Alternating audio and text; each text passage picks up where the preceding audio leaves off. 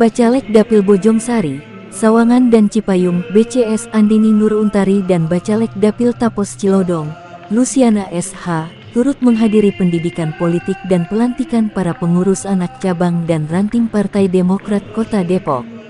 Dalam rangka pengembangan dan pemenangan Partai Demokrat pada pemilu 2024 nanti baik tingkat Provinsi Jawa Barat maupun tingkat Kota Depok, Partai Demokrat mengadakan acara pendidikan politik sekaligus pelantikan DPAC dan DPRT Kota Depok bersama DPD Partai Demokrat Provinsi Jawa Barat. Pelaksanaan ini dihadiri oleh Ketua DPD Jawa Barat Partai Demokrat Anton Sukartono Surato, Ketua DPC Partai Demokrat Kota Depok Edi Sitorus, para bacalek Partai Demokrat serta kader dan simpatisan Partai Demokrat Kota Depok yang berjumlah ratusan hadir di Bumi Wiyata Jalan Margonda nomor 281, Kemiri Muka, Kecamatan Beji, Kota Depok, Minggu, tanggal 17 September tahun 2023. Saat itu juga Ketua DPC Partai Demokrat Kota Depok Edi Sitorus memberikan pembacaan sumpah bagi para pengurus PAC dan pengurus ranting di wilayah masing-masing dalam pelantikan.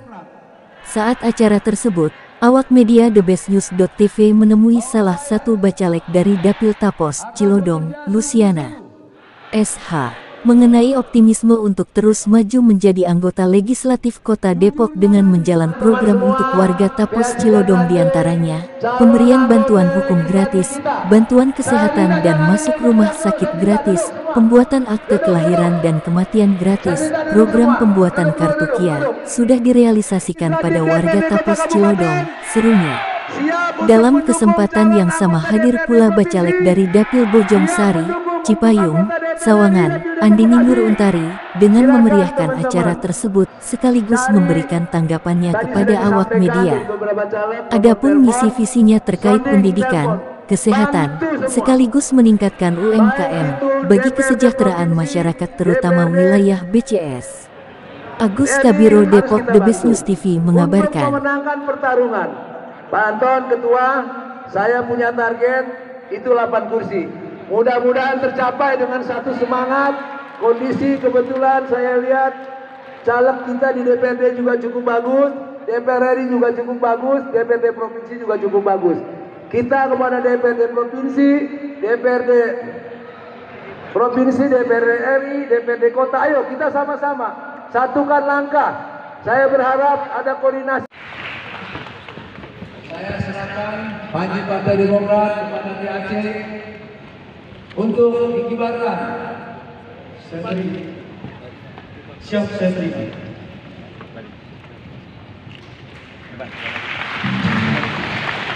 Tapos solid. Yang jelas saat ini sudah solid untuk satu suara. Terus pemantapannya gimana? Pemantapannya terus bergerak. Tim kita tetap terus bergerak dari akar bawah rumput, tetap bergerak untuk membuatkan satu suara. Belum ada di CT nih? Ya, belum ada. Apa nanti setelah keluar, apa jalan-jalan? Program kita sudah ada, sementara DCT belum keluar pun sudah kita bergerak, sudah ada program seperti yang kita lakukan, program bantuan hukum gratis, program bantuan kesehatan gratis, masuk rumah sakit gratis, program pembuatan akte kelahiran, akte kematian, program pembuatan KIA sudah kita turunkan. Sementara ini mandek dulu, apa tunggu DCT apa masih tetap jalan? Terus bergerak, tidak mandek, terus bergerak.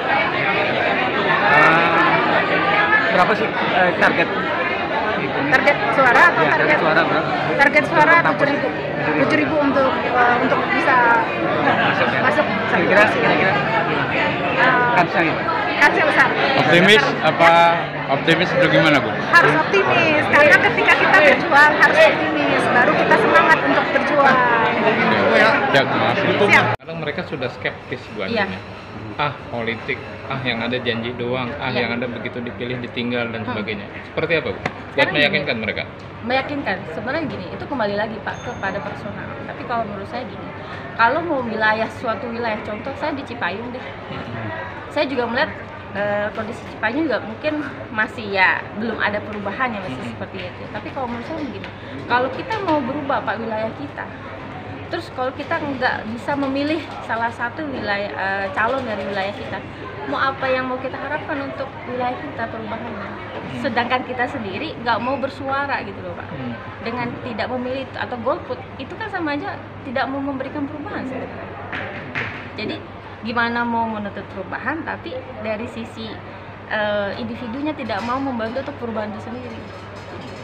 Oke, Cukup? terima kasih. Ini? Ya. Demokrat. Di siang ini pasca acara Partai Demokrat pelantikan DPP Aceh dan DPRD Kota Depok, saat ini di hadapan kita ada calon anggota legislatif yang akan kita mendapati informasinya secara detail terkait visi dan misi dan motivasi beliau untuk maju di calon anggota legislatif lewat gerbong Partai Demokrat. Dengan Ibu siapa? Dengan Andini Nuruntari. Baik, Bu Andini, dari dapil mana Ibu? Saya dari dapil 6, Bojong Sari, Cipayung, dan Sawangan. Baik, Bu Andini, melihat kota Depok sebagai kota penyangganya Jakarta, Ya. apa yang menjadi motivasi Bu Andini mau maju sebagai calon anggota legislatif dengan gerbong Partai Demokrat ini, Bu? Iya, terima kasih. Saya pernah membaca Pak, ada sebuah bisa dibilang peribahasa ya. Nasib bangsa atau negara itu berdasarkan saat ini penerus bangsanya seperti apa. Bisa dibilang regenerasinya Pak. Baik. Yang saya percaya kalau kita jiwa bisa dibilang milenial Ya. sudah melek Pak dari sekarang untuk kedepannya perubahan Ya. di sektor masyarakat tentunya akan berdampak positif ke depannya untuk negara kita, seperti itu. Khususnya untuk ibu kota Depok sendiri gitu. Baik, yang menjadi prioritas Ibu nanti ke depan jika ini sebuah rezeki datang ke Ibu, amanah. Seperti apa, Bu? Insya Allah ya Pak, jika saya diberi amanah oleh Allah Subhanahu Wa Taala, saya melihat pertama Pak dari sektor pendidikan. Seperti yang sebagaimana kita tahu ya Pak, sejauh ini sampai yang kemarin Baik. itu trending topik itu kan banyak yang gagal masuk ya Pak untuk penerima seleksi. Ya pertama mungkin dari sisi zonasi pembagiannya menurut saya juga masih belum jelas ya Pak. Ya. Berdasarkan titik koordinat, sedangkan banyak orang tua juga yang masih gagap teknologi, lalu juga mungkin teknologinya juga tidak disupport gitu Pak, seperti itu. Jadi artinya zonasi bagi cara pandang Bu Andi ini kurang bagus?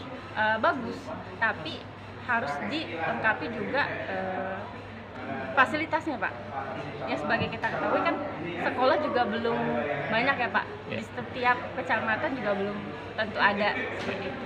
Mungkin yang bisa kita perbanyak itu sekolahnya Pak. Unit sekolah Unit negerinya? sekolahnya negerinya. Oke. Dari sisi SD-nya, SMP-nya maupun SMA-nya seperti itu. Baik, menyikapi janji wali kota saat itu Bu, Iya. Pak Idris Ya. akan memperbanyak MTSN negeri dan MI negeri. Iya, betul. Dan sampai saat ini kecamatan Ibu belum terrealisir. Belum. Seperti itu. Padahal Depok dikenal sebagai kota yang wali kotanya katanya kiai gitu ya. Iya. Jadi Yang bisa kita lihat. artinya jauh dari panggang dari Arab. Mungkin juga banyak birokrasinya Pak yang belum bisa disesuaikan. Yang mudah-mudahan dengan nanti kita bisa bergabung di sisi pemerintahan Kota Depok, banyak hal yang bisa kita up lagi kebutuhan di masyarakat dari sisi pendidikan. Baik. Bu, tadi masalah pendidikan. Iya. Dan untuk konsep pendekatan ke sebagian besar kan ada wanita sebagai tulang punggung keluarga. Betul Pak. Ibu melihat seperti apa untuk meningkatkan UMKM, sisi lainnya seperti apa? Kalau sisi UMKM, kebetulan saya juga punya UMKM juga ya Pak. Yang saya lihat banyak hal yang sebenarnya yang bisa kita targetkan Pak untuk sektor UMKM. Ya. Kondisi yang saya lihat juga banyak sebenarnya barang-barang produksi kita Pak itu banyak yang bisa kita olah, mungkin hanya kurang pendidikannya saja seperti itu. Ada contoh realnya Bu? Contoh realnya seperti gini, kalau saya ngeliat seperti yang kayak viral di TikTok ya Pak, sebenarnya kan bahannya sederhana, contoh kayak daun pisang, kok bisa mereka jual ekspor gitu loh Pak. Kok bisa hanya contoh kerajinan seperti kayak tampah ya, kok bisa di luar negeri itu dinilainya itu mahal. Mungkin bisa kita edukasi dari sisi SDM ya Pak, bagaimana menciptakan peluangnya itu dari sisi yang kita lihat sederhana di sini, tapi ternyata di luar negeri itu atau mungkin di luar daerah itu sangat dibutuhkan seperti itu. Satu lagi Bu, kan Ibu sebagai keterwakilan dari perempuan. Iya Pak. Kira-kira isu apa selain juga masalah rumah tangga, masalah UMKM, kira-kira apa yang akan diangkat sebagai keterwakilan perempuan melihat situasi dan kondisi saat ini di Kota Depok? Kesehatan Pak, kalau yang saya lihat juga kesehatan sangat kita perlu perhatikan sekali ya Pak. Ya. Karena gini, contoh kita punya kartu BPJS, tapi kan sebagaimana kita tahu juga tidak mudah juga yang sudah punya kartu itu untuk bisa mengakses kesehatan seperti itu. Jadi mengedukasi atau juga pendampingan Bu? Iya, seperti itu. Pendampingan. Iya. Contoh hal, sebenarnya saya ada Pak satu dekat wilayah saya itu kasusnya dia punya KIS. Anaknya ini sakit epilepsi. Nah, tapi sudah ke Puskesmas Ratu Jaya, diarahkannya ke RSUD Cibinong saat itu. Nah, akhirnya alhamdulillah saya coba tanya-tanya bisa Pak dipindahkan ke RSUD Depok. Nah, alhamdulillah anaknya sekarang sudah ditangani, sudah sehat. Sudah nggak Sakit epilepsi. epilepsi. Di bawah 5 berarti ya? Iya. Penanganannya di pendampingan dari Puskesmas rujukan ke RSUD Cibinong, kemudian dipindah ke RSUD Depok seperti itu. Sawangan. Sawangan, iya. Ada Bu pesan buat kaum perempuan untuk meningkatkan SDM dan juga potensi yang ada di mereka. Ibu bisa ada pesan? Mungkin kalau pesan-pesan ya Pak, jujur saya juga awalnya itu kan saya dasar juga dari keluarga tidak punya ya Pak. Tapi alhamdulillah ketika saya kuliah saya dapat beasiswa di UI waktu itu. Nah di situ saya melihat Pak, ketika kita punya keinginan pasti ada hal pintu lain rezeki yang keluar, yang terbuka lah istilahnya.